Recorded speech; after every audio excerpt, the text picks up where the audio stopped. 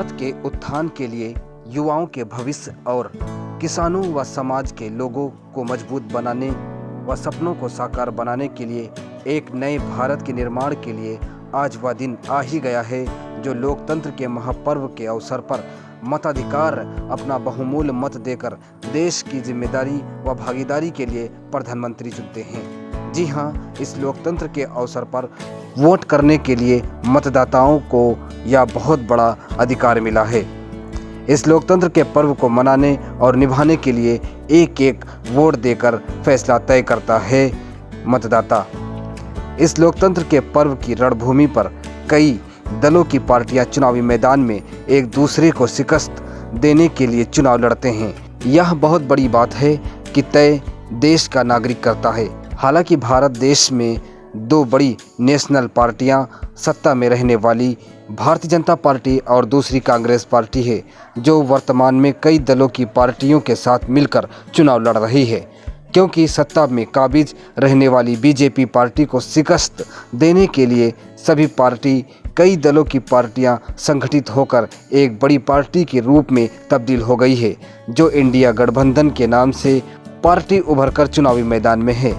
इस इंडिया गठबंधन में दो पार्टियां शामिल नहीं हुई हैं। AIMIM पार्टी को भी शामिल नहीं किया गया है या शामिल नहीं की गई हैं।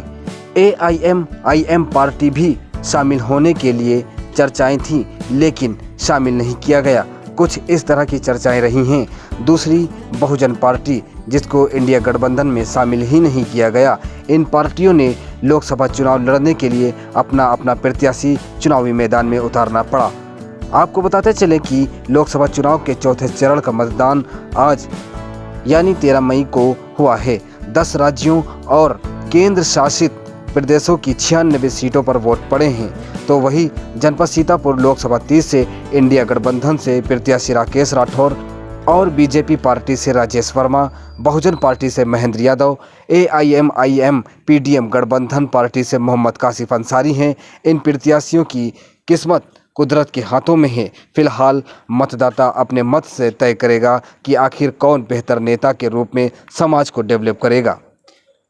लोकसभा 30 जनपद सीतापुर के नगर खैराबाद में सोमवार की सुबह होते ही चौथे चरण के मतदान के लिए पोलिंग बूथ से लगभग 200 मीटर दूर BLO व पार्टी के कार्यकर्ताओं के लोग वोटर लिस्ट से पर्चियां ढूंढकर मतदाताओं को देने का कार्य कर रहे हैं। प्रत्येक कार्यकर्ता ज़्यादा से ज़्यादा वोट डालने की कोशिश में रहता है, तो वही बूथ केंद्रों पर मतदाता वोट डालने के लिए भी पहुंचते हुए दिखाई दे रहे हैं। जिन मतदाताओं की पर्चियां BLO के द्वारा घरों पर नहीं आई थी, वह लोग पोलिंग बूथ के पास में BLO के द्वारा पर्ची लेकर मतदाता केंद्र पर पहुंचकर वोट डाल रहे हैं। तो वही देखा जा सकता है खैराबाद में आला प्रशासन की चप्पे चप्पे पर नज़र बनी हुई है।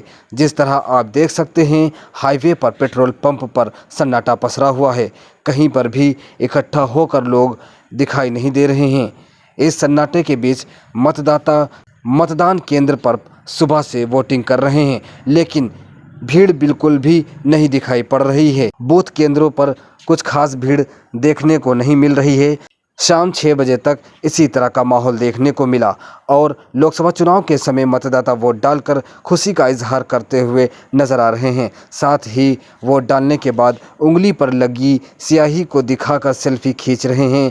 युवाओं के साथ दिव्यांगजनों और बुजुर्गों ने भी वोट डाले हैं। इन मतदाताओं के लिए मतदाता केंद्र पर व्हीलचेयर की भी व्यवस्था की गई है। खैराबाद में लगभग 56% वोटिंग हुई है।